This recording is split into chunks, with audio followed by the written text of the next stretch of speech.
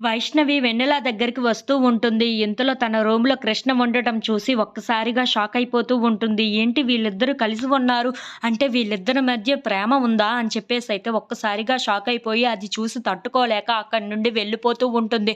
అది చూడగానే అక్కడ ఉన్న వెన్నెల అయితే ఒక్కసారిగా షాక్ అయిపోతూ ఉంటుంది. ఏంటి వైష్ణవి ఎప్పుడు వచ్చింది? ఎందుకు ఇంత కోపంగా వెళ్ళిపోతుంది? అని చెప్పేసైతే వైష్ణవి దగ్గరికి వెళ్తూ ఉంటుంది. ఇంతలో అక్కడ ఉన్న వైష్ణవిని వైష్ణవి అని చెప్పేసైతే పిలుస్తూ ఉంటుంది. ఆ మాటలు వినగానే అక్కడ ఉన్న వైష్ణవి చాలా కోపంగా వెన్నెల వైపు చూస్తూ ఉంటుంది.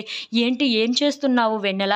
నేను ఇష్టపడుతుంది కూడా నువ్వు ఇష్టపడుతున్నావేమో అని నాకు డౌట్‌గా ఉంది. నేను ప్రేమించిన వ్యక్తిని నువ్వు కూడా ప్రేమిస్తున్నావా ఏంటా? అని చెప్పేసైతే గట్టిగా నిలదీస్తూ ఉంటుంది. ఆ మాటలు వినగానే అక్కడ ఉన్న వెన్నెల ఏం మాట్లాడాలో తెలియక మౌనంగా అక్కడ ఉన్న వైష్ణవిని చూస్తూ ఉండిపోతుంది.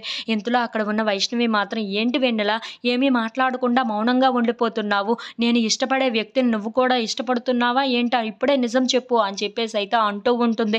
ఆ మాటలు వినగానే అక్కడ ఉన్న వెన్నెల మాత్రం ఏం మాట్లాడాలో తెలియక మౌనంగా అలా అక్కడ ఉన్న వైష్ణవిని చూస్తూ ఉండిపోతుంది. అక్కడ ఉన్న వైష్ణవికి మాత్రం చాలా కోపం వచ్చేసి ఏంటి అంత మౌనంగా ఉండిపోతున్నావు? నేను ఇన్ని క్వెషన్స్ అడుగుతున్నాను కదా! నువ్వు ఒక్కదానికి దానికి సమాధానం చెప్పవేంటి?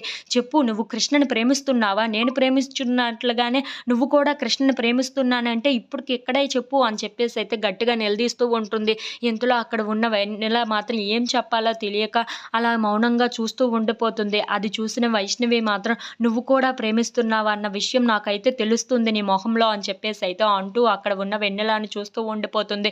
If you like this video please like, share and subscribe.